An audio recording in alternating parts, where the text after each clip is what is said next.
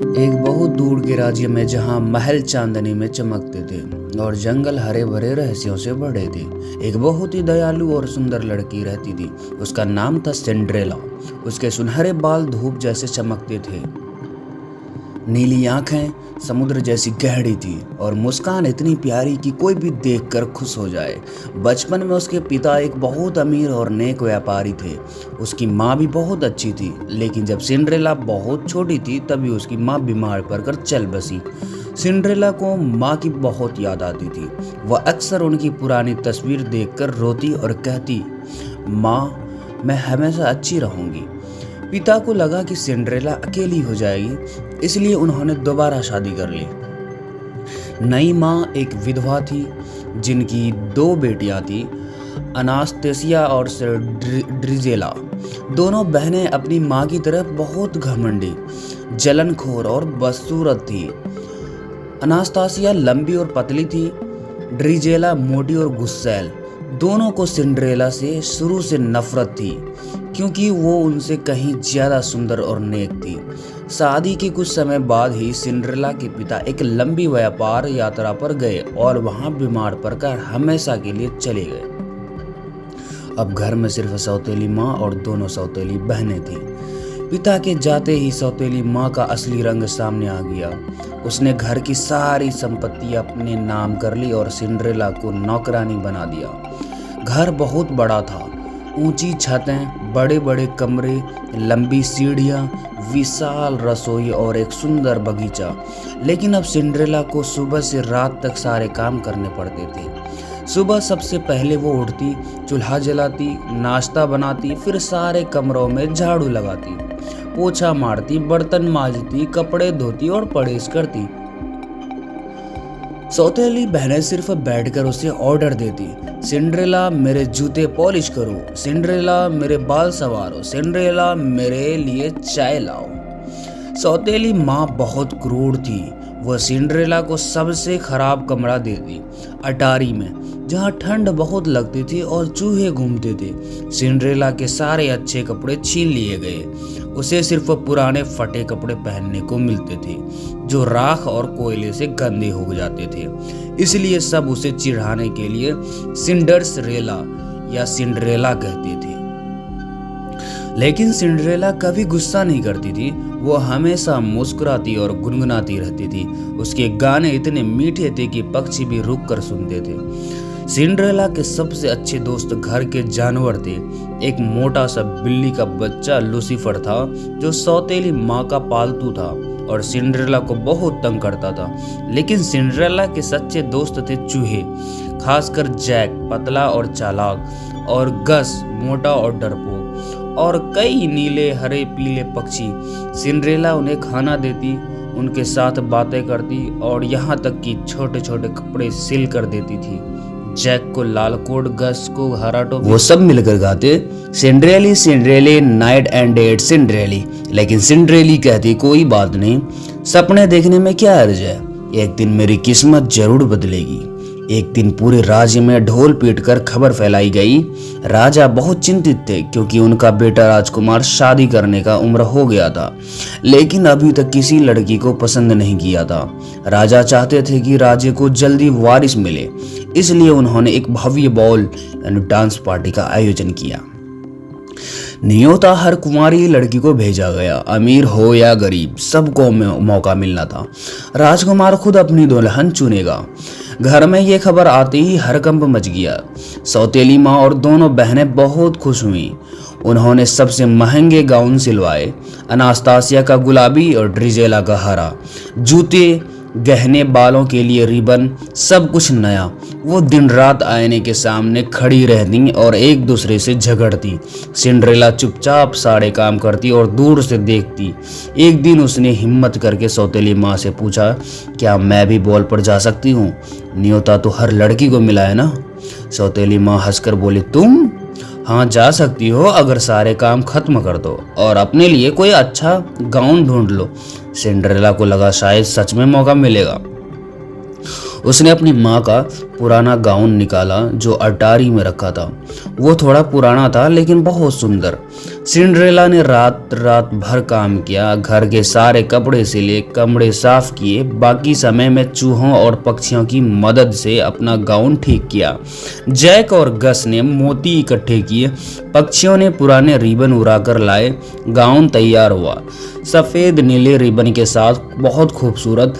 Cinderella ने उसे पहना तो वो राजकुमारी जैसी लग रही थी। जब सौतेली माँ और बहनें तैयार होकर नीचे आई और सिंड्रेला को देखा तो उनकी आंखें जलन से लाल हो गई। अनास्तासिया चिल्लाई, ये रिबन तो मेरा है। ड्रिजेला बोली, ये मोती मैंने चुने थे। सौतेली माँ ने इशारा किया और दोनों ने गाउन पर टूट पड़े। एक ने रिबन खींचकर फाड़ दिया, दूसरी ने मोती तोड़े। गाउन चंद मिनटों में चिथरे हो गए। सौतेली माँ मुस्कुराकर बोली, अब तुम्हारे पास पहनने को कुछ नहीं, तुम घर पर ही रहो। वह तीनों हंसते हंसते हुए कोच में बैठकर महल चली गई। सिंड्रेला अकेली रह गई। वो बगीचे में गई, एक बेंच पर बैठी और फूट फूट कर रोने लगी। कोई नहीं है मेरा, कोई सपना भी नहीं सच होता। तभी हवा में चमक हुई, नीले चांदी के बादल घूमे और एक व्यापारी बुजुर्ग औरत प्रकट हुई। सफ़ेद बाल, नीली ड्रेस, हाथ में जादू की छड़ी। वो थी सिंड्रेला की फेरी गॉड मदर। फेरी गॉड मदर ने मुस्कुराकर कहा, रो मत मेरी बच्ची, तुम्हारे अच्छे दिल की वजह से मैं यहाँ आई हूँ। तुम बॉल पर जाओगी और सबसे सुंदर लगोगी। सिंड्रेला हैरान थी। फेरी गॉड मदर ने छड़ी घुमाई। बिबिडी बॉबिडी बू। सबसे पहले बगीचे के एक बड़े कद्दू को छुआ। कद्दू चमक कर सबसे सुंदर सोने चांदी की कोच घोड़ागाड़ी बन गई। फिर 4 चूहों को छुआ, जैक, गस और 2 दूसरे, वो सफ़ेद घोड़े बन गए। पुराने कुत्ते ब्रूनो को छुआ तो वो कोचमैन बन गया। एक पुराने घोड़े को फुटमैन। आखिर में सिंड्रेला के फटे कपड़ों को छुआ, वो सबसे खूबसूरत नीला गाउन बन गया, चमचमाते सितारों सा। और पैरों में शुद्ध क्रिस्टल के जूते, ग्लास स्लीपर्स, जो सिर्फ सिंड्रेला के पैरों में ही फिट हो सकते थे। सिंड्रेला आईने में खुद को देखकर हैरान रह गई।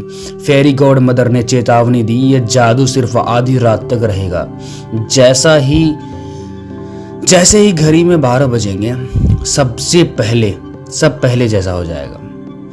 इसलिए ठीक 12 से पहले घर लौट आना, समझी। सिंड्रेला कोच में बैठकर महल पहुंची। महल बहुत भव्य था।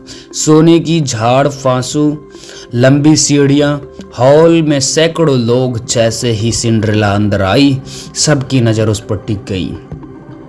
राजकुमार, जो अभी तक बोर हो रहा था, अचानक खड़ा हो गया। वह बहुत हैंडसम था, काले बाल, नीली आंखें, मुस्कान दिलकश। वो सीधा सिंड्रेला के पास आया और बोला, क्या आप मेरे साथ डांस करेंगी? दोनों ने सारी शाम साथ नाचा। राजकुमार को लगा जैसे वो सपने में है।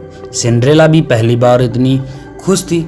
लेकिन अचानक घड़ी में 12 बजने की आवाज़ आई। सिंड्रेला घबरा कर बोली, मुझे जाना होगा। वो भागी। राजकुमार उसके पीछे दौड़ा। सीढ़ियों से भागते हुए सिंड्रेला का बायां गिलास स्लीपर गिर गया। राजकुमार ने उसे उठा लिया। सिंड्रेला कोच में बैठी, लेकिन ठीक 12 बजे जादू टूट गया।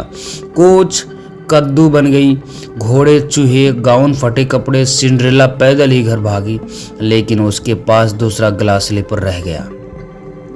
अगले दिन राजकुमार ने पूरे राज्य में घोषणा करवाई, मैं उसी लड़की से शादी करूंगा जिसके पैर में ये जूता फिट आएगा।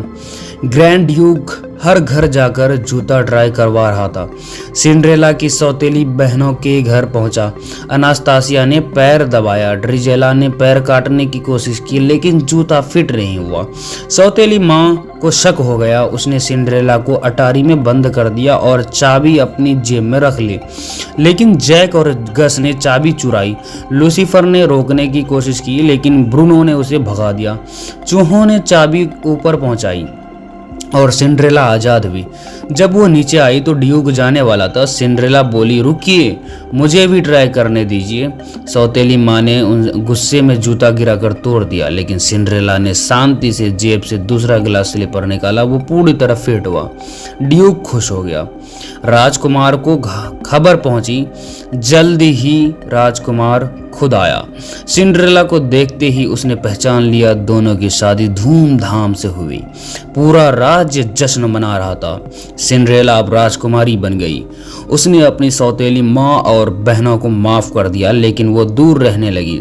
सिंड्रेला और राजकुमार खुशी खुशी महल में रहने लगे और इस तरह एक दयालु दिल वाली लड़की का सपना सच हो गया। ये थी डिज्नी की क्लासिक सिंड्रेला मूवी की पूरी स्टोरी। तो गाइस, ये स्टोरी आपको कैसा लगा कमेंट बॉक्स में जरूर बताना। और क्या सिंड्रेला आपको पसंद थी या पसंद है उनका कैरेक्टर, तो इस बात को भी कमेंट में जरूर बताना। चलो ठीक है, अगली कोई मूवी की स्टोरी चाहिए तो आप कमेंट बॉक्स में बताना, हम उस स्टोरी को जरूर लाएंगे। Thank you guys, take care, bye bye.